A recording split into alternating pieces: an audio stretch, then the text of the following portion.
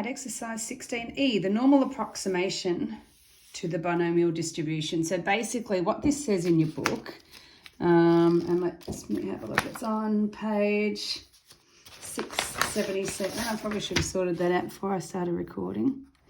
Basically said if n is large enough and p is not too close to 0 or 1, and that sort of makes sense, doesn't it? 0 or 1, it's either definitely not going to happen or close to almost will happen.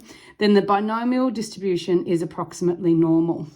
So what this means is that we've got a binomial, NP, and we remember that the mean, or mu, was n times p.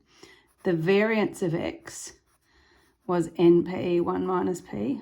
So that means the standard deviation of x is the square root of that. And that's just something we may or may not remember. For a normal distribution, mu sigma squared.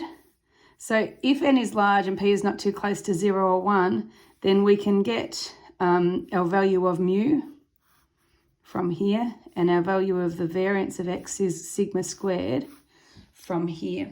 So what's been set for you in your questions is all of them. So I'm going to pick 2 so that you won't have to do it. So the first I'm going to look at is question 3. And I really should have this open.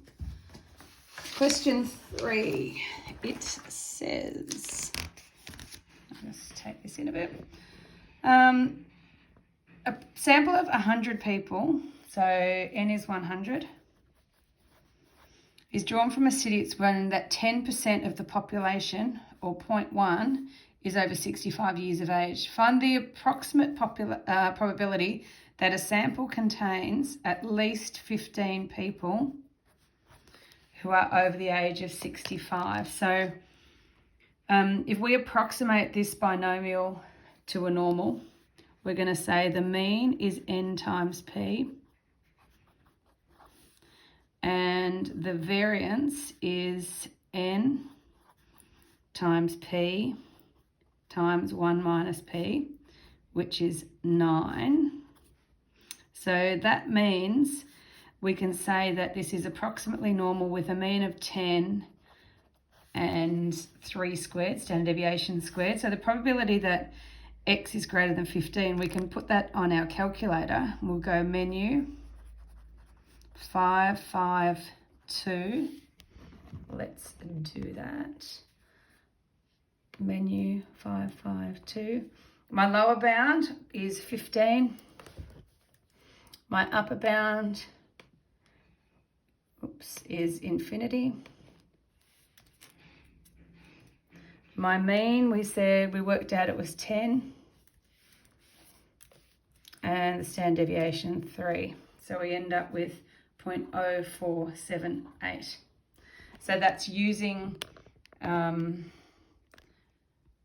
binomial distribution and making it approximately normal. So the next one says no more than 8 people. So x is less than 8. We know when it's continuous, it doesn't matter whether the 15 is included or not, or whether the 8's included. So this would be a 552 minus infinity to 8, 10, 3. And if you do that, you get the answer, which I did earlier. I don't need to show you that, 0.2525. Okay, so that's question 3. Let's have a look at question 5, just so it's one less that you have to do. If you want to practice it, just do it on your own. Check whether you got it right. You can look back later. Oh, this one is a little bit tricky. Sorry, my camera just fell. A survey of the entire population in Sydney found 40% of people participate in sport. What is the approximate probability that fewer than 38% of a random sample of 200 regularly participate in sport? So if 40% regularly participate in sport, that means P equals 0.4.